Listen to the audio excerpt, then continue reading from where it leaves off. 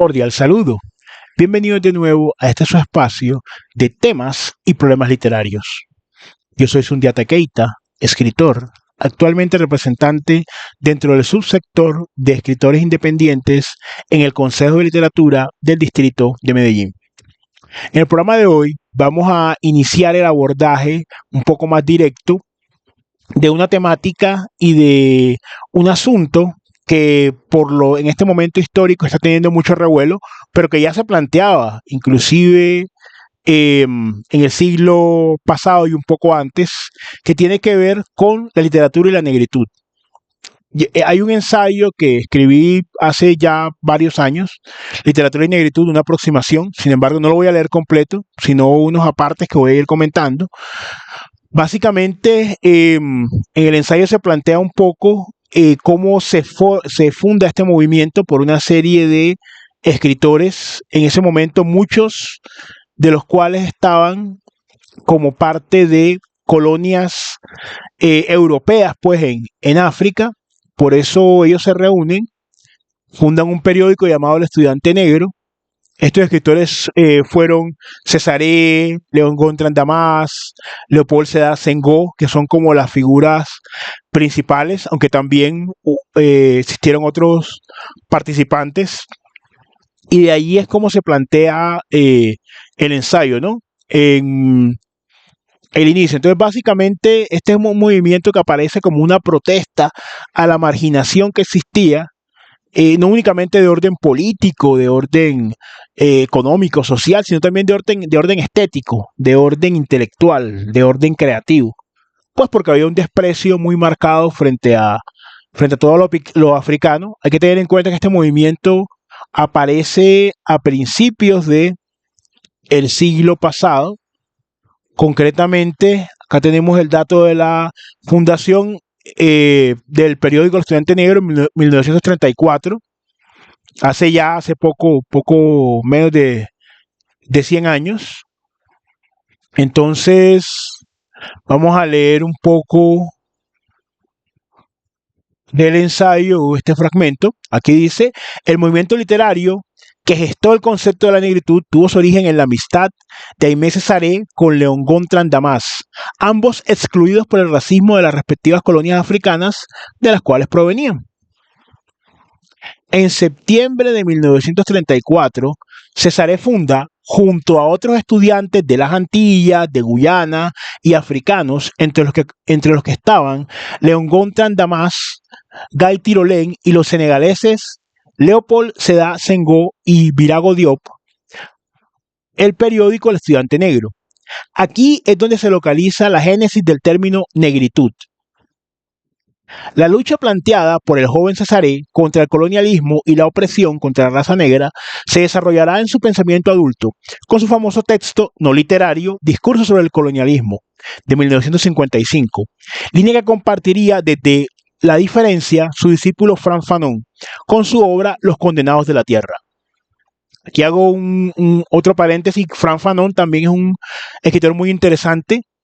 De hecho, se dedicaba a la psicología, murió prematuramente por el cáncer, pero tiene unos pensamientos muy interesantes. Tiene un libro bastante instructivo que se llama Piel Negra, Máscaras Blancas, donde hace toda una serie de análisis de la psiquis, pues, del colonizado y demás.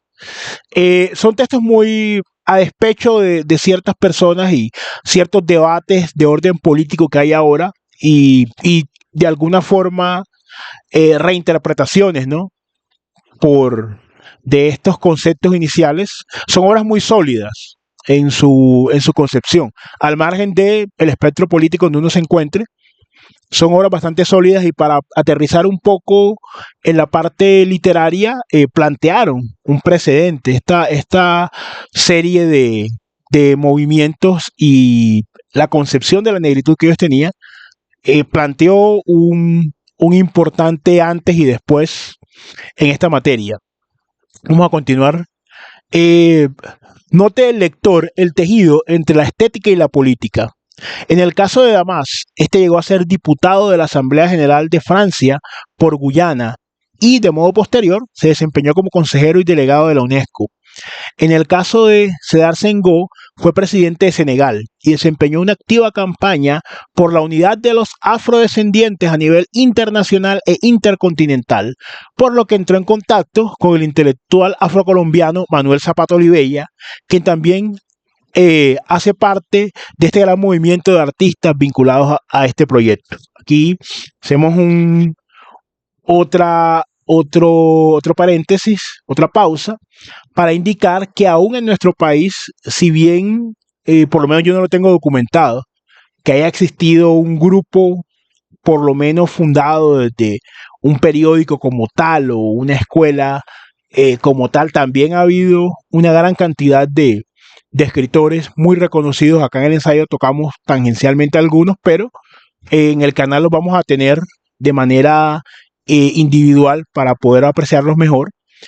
Pero lo que queremos decir es que el puente planteado entre la literatura y la política, por así decirlo, tuvo un gran impacto y vemos que no se quedó únicamente en disquisiciones de salón, sino que hubo un activismo, ¿cierto? Por eso estos grandes escritores separados por igual, no solamente el tiempo y el espacio, sino las propias condiciones de vida, de todas maneras pudieron integrarse y Zapata Olivella, que ha sido una de las mentes pues más granadas, no solamente de la negritud, sino en general en Colombia en cuanto a su concepción artística, estética, intelectual, la gran cantidad de textos que tiene. Realmente es importante ver cómo por la literatura generan esa conexión, esa sinergia y llegan a conocerse, a trabajar en un proyecto conjunto. Veamos un poco, para no extendernos demasiado con el ensayo. En el ensayo hay un poema para que evidentemente quien no conozca a estos autores pueda por lo menos degustar un poco de su poesía. Un poema de Senghor que es bastante conocido, se llama Mujer Negra. Mujer negra, mujer desnuda, mujer negra, vestida de tu color que es vida, de tu forma que es belleza. He crecido a tu sombra, la suavidad de tus manos vendaba mis ojos, y en pleno verano y en pleno mediodía te descubro.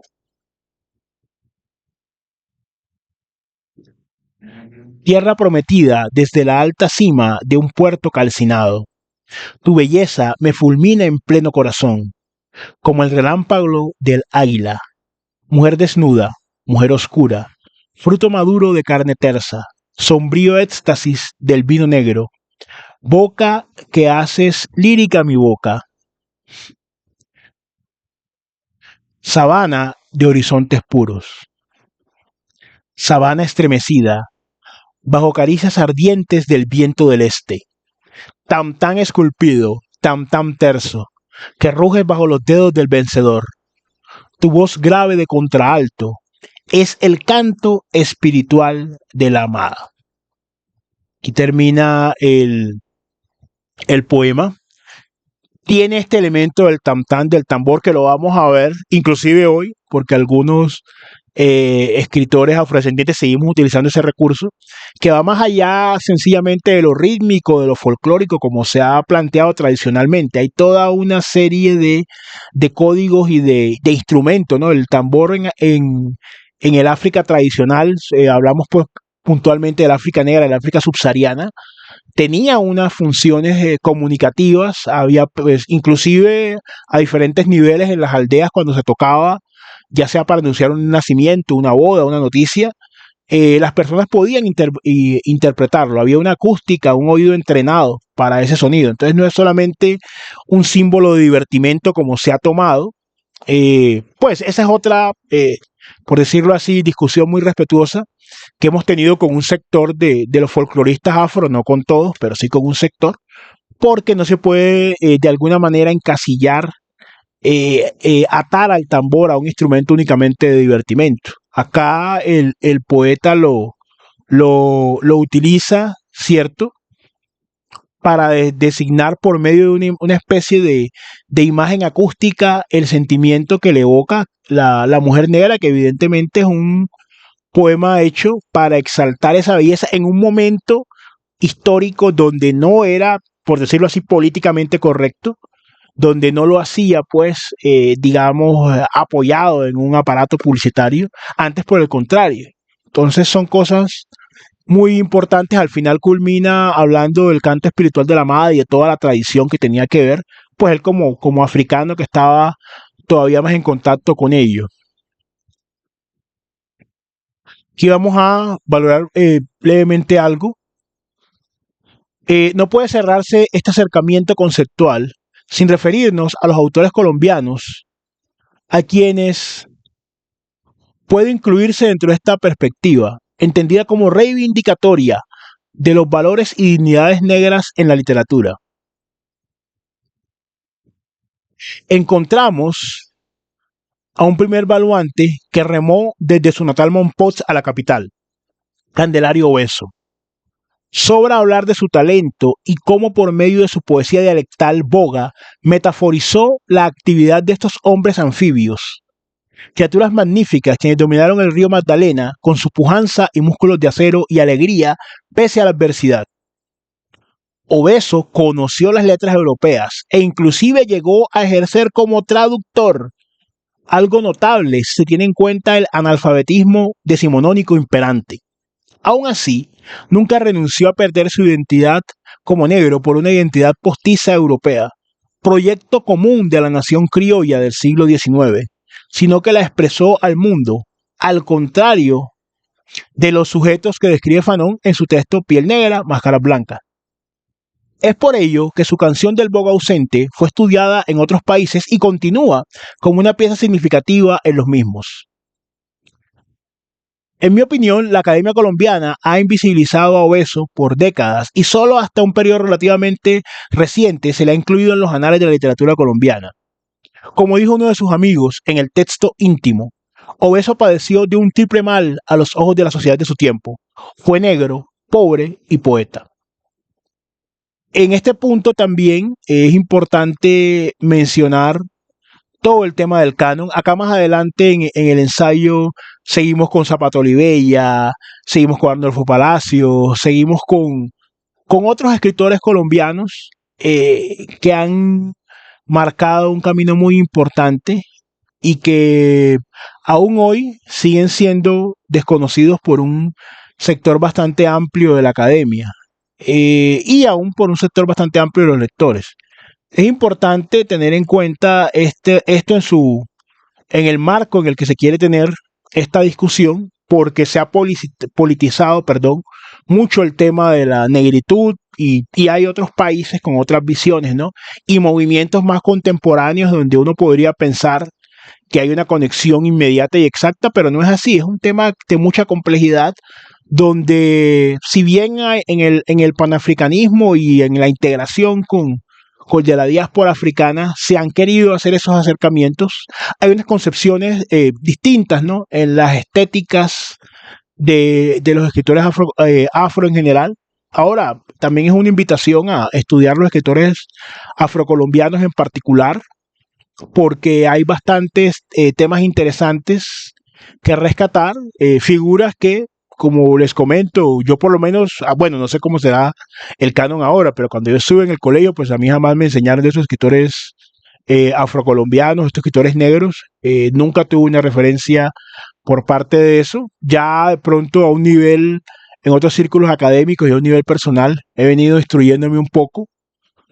Entonces es importante hacerles la invitación a descubrir estos horizontes, a plantear este tema al margen de la posición política que se tenga, ¿no? Frente al tema sociológico, el tema histórico, el tema filosófico inclusive, y frente al asunto de la raza y demás, que como les comento, hay distintas tesis que le dan, a mi entender, lamentablemente, unos usos instrumentales, ¿no? En ambos espectros de la política se ve eso, se le da un uso instrumental a la negritud, pero esa sería discusión como para otro espacio y otro momento.